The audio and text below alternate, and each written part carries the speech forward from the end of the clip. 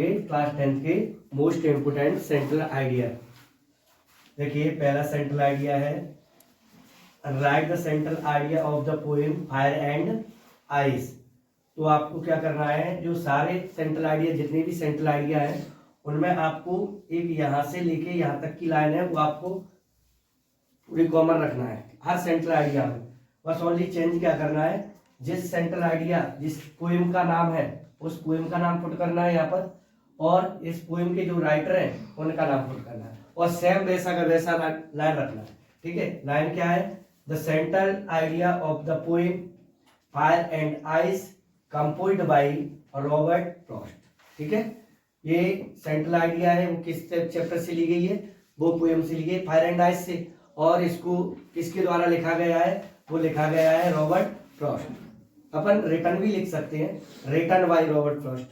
ठीक है, देखिए the poet mention that both fire and ice bring this world to an end. इसमें बताया है कवि ने कि आग और बर्फ ये दोनों ही दुनिया को समाप्त करने के लिए काफी हैं।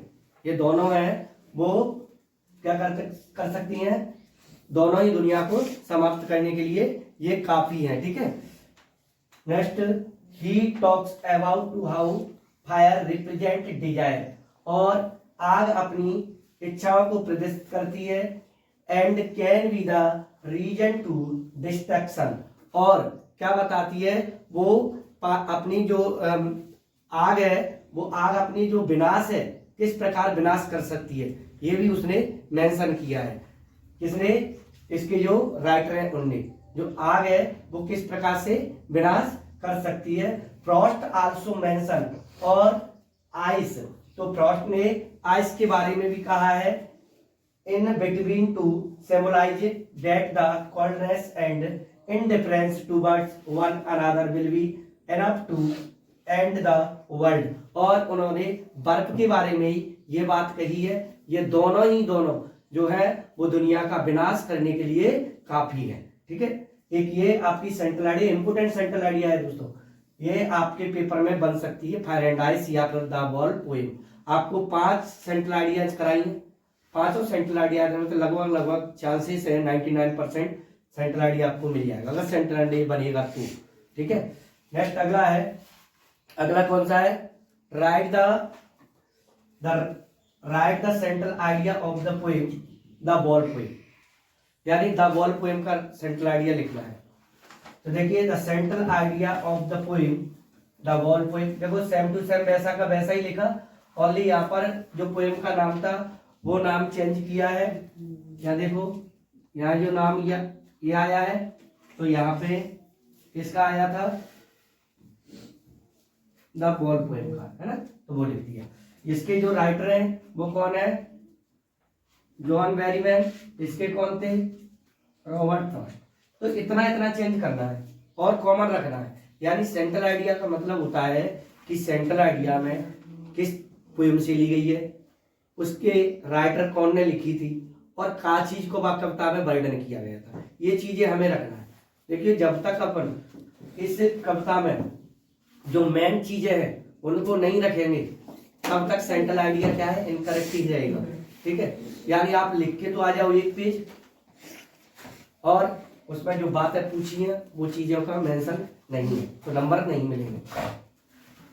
The poet describe the grief of the boy over the lost of his boy, यानी ये पोएम दी गई है, एक छोटा लड़का है, उस छोटे लड़के की गेंद खो जाती है, तो वो गेंद जो खो जाती है उसका दुख प्रकट करने में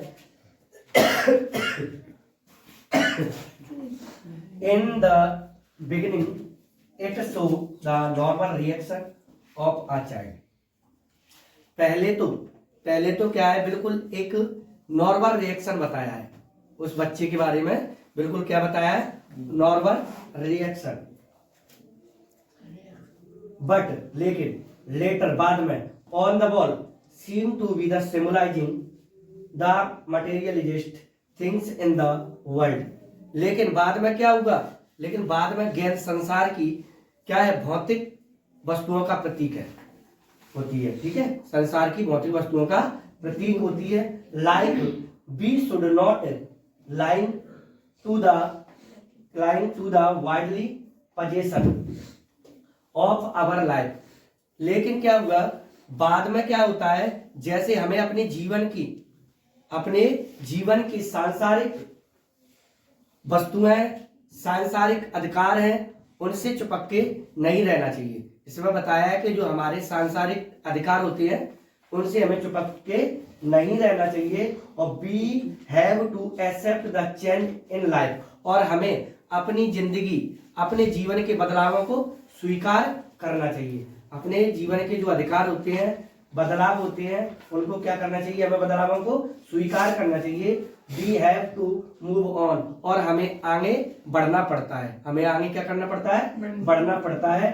time and life both are precious, समय और जिंदगी दोनों बहुमूल्य हैं। कैसी हैं, बहुमूल्य। समय भी बहुमूल्य है और जिंदगी, लाइफ भी अपनी बहुमूल्य है। सो इट टीच अस, हमें सिखाती है, to learn to accept and let go the things we can never have. वो हमें सिखाती है क्या, समय और जीवन दोनों बहुमूल्य हैं, और हमें स्वीकार करना है और क्या करना है, भूल जाना है। स्वीकार करना है और हमें भूल जाना है। इन चीजों को हमारे पास कभी नहीं, वी कैन नेवर हैव, ये चीजें हमारे पास कभी नहीं है। ठीक है, तो इस तरह से ये हमारे जो महत्वपूर्ण सेंट्रल आइडिया है दोस्तों, इन सेंट्रल आइडिया को आप अच्छे से तैयार कर ले, जो बोर्ड एग्जाम में बनने की यानी क्या है, संभावना है। तो इस प्रकार की वीडियो देखने के लिए चैनल को सब्सक्राइब करें, बेल आइकन दबाएं, अपने दोस्तों को शेयर करें।